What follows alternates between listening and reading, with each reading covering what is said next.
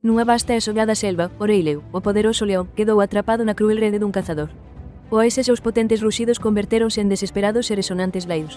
O pánico desatouse mentres loitaba, a súa grande forza inútil contra as cordas. A desesperación instalouse no seu corazón, a liberdade parecía imposible. De súpeto, un diminuto rato de campo, Sir Skeffington, correu preto.